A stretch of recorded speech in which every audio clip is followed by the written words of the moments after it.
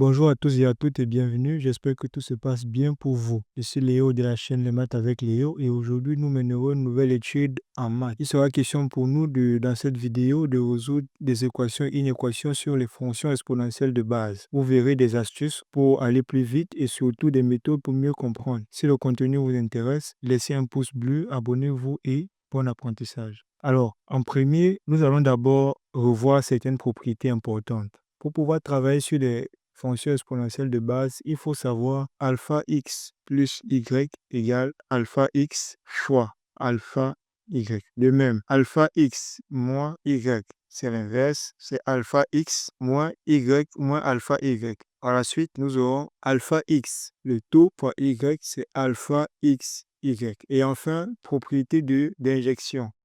La propriété d'injection dit que alpha x égale à alpha y avec si alpha x égale à alpha y avec alpha supérieur à 0 et alpha différent de 1, alors x égale y. Voilà les propriétés que nous devons connaître de base pour pouvoir avancer. Il y a aussi la formule fondamentale qui est alpha x qui est égal à e de ln de alpha x. Ce qui signifie que alpha puissance x, c'est e de x ln de alpha. Voilà. Avec ces propriétés, nous pouvons facilement résoudre ou étudier des fonctions exponentielles de base alpha ou résoudre des équations ou des inéquations de la forme exponentielle de base alpha. Alors, commençons avec la première équation. Ici, il nous est donné de résoudre l'équation exponentielle de base alpha, 4 puissance 2 ln de x moins 1, moins 5 fois 4 puissance ln de x plus 16. Ici, nous allons procéder par application des propriétés. Premièrement, remarquons d'abord le alpha, c'est 4, 4 et ici c'est 16. 16, c'est 4 au carré. Donc, nous aurons 4 puissance 2 ln de x moins 1 moins 5 fois 4 puissance ln de x plus 4 au carré égale 0. Premièrement, nous avons alpha puissance 4 alpha égale à 4 partout. Et ce que nous allons remarquer, c'est 4 ln de x qui peut se répéter plusieurs fois. Mais avant ça, on va d'abord retoucher aussi 2 ln de x moins 1. Qu'est-ce que nous avons vu au préalable? Nous avons vu que alpha puissance x moins y est égal à alpha x sur alpha y. Donc, conscient de cette propriété, nous allons simplement l'appliquer ici. Nous aurons alors 4 puissance 2 ln de x sur 4 moins 5 fois 4 ln de x plus 4 au carré égale 0. OK. Donc, cela nous fait 1 quart de 4 puissance ln de 2 ln de x moins 5 fois 4 puissance ln de x plus 4 au carré égale 0. On peut posons 4 ln de x égale grand X. Cela étant fait, nous aurons 1 quart de grand X carré moins 5 grand X plus 4 au carré égale 0. OK. À partir de ce moment, nous aurons delta qui vaut b carré moins 4ac comme d'habitude, ce qui va nous donner 9, entraîne alors que racine de delta égale 3.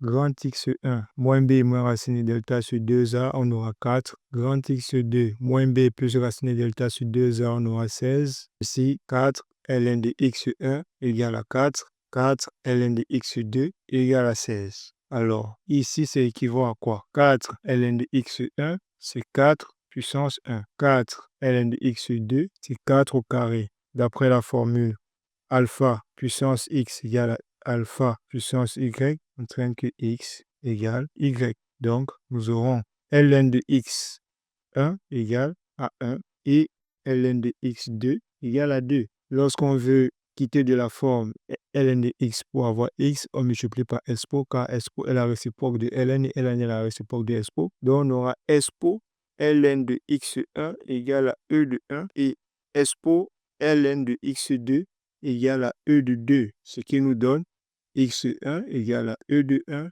et x2 égale à e de 2. En solution, S, c'est E1, E2. Voilà la solution de notre équation. Il est possible de la vérifier. On peut faire une petite vérification rapide. On aura alors 2, 4 puissance 2 ln de e de 1 moins 1 plus, on se témoin, 5 puissance 4 ln de e de 1 plus 16 égale point d'interrogation. E de 1 ln de e, c'est 1. ln de e de 1, c'est 1. Donc, on aura 4. 2 fois 1, ça fait 2. Moins 1, ça fait 1. Puissance 1. 5 fois 4, puissance 1, plus 16. Ici, c'est 20. Donc, 4 fois 4, 4 plus 16, ça fait 20. 20 moins 20, ça fait 0. Donc, la solution de notre équation est bel et bien E1 et 2. Si on fait la même chose avec E2, on trouvera le même résultat. Maintenant, nous allons passer à une seconde équation. La deuxième équation est de la forme racine de 2 puissance 1 sur x égale à 16x. 16 puissance x. OK, ça, racine carrée. Quelque chose en racine, c'est la chose à la puissance 1 demi. À partir de la propriété racine de a égale à a puissance 1 demi, nous pouvons écrire 2 puissance 1 demi est égal à 2 puissance 4 tout sur x. Alors, cela nous donne 2 puissance 1 sur 2x égale à 2 puissance 4x. Encore, alpha puissance x égale à alpha puissance y, c'est x égale y. Donc ici, nous aurons 1 demi de 2x, 1 sur 2x égale à 4x. Donc 8x carré est égal à 1, entraîne que x égale 1 sur racine de 8. Alors 1 sur racine de 8, lorsqu'on le décompose, c'est 1 sur 2 racine de 2.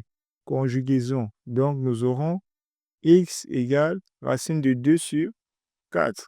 Donc s égale racine de 2 sur 4. Voilà pour les équations. Je crois que jusqu'ici, les choses ne sont pas très compliquées. Il y a uniquement l'application des formules et quelques procédés pour calculer rapidement. Maintenant, ce que nous allons faire, c'est passer aux inéquations. Nous allons prendre cette inéquation, 3 puissance x carré moins 1 supérieur ou égal à 27. OK. 27, c'est quoi? 27, c'est 3 puissance 3. Donc, nous aurons 3 puissance x carré moins 1 supérieur ou égal à 3 puissance 3. Encore une fois, la propriété.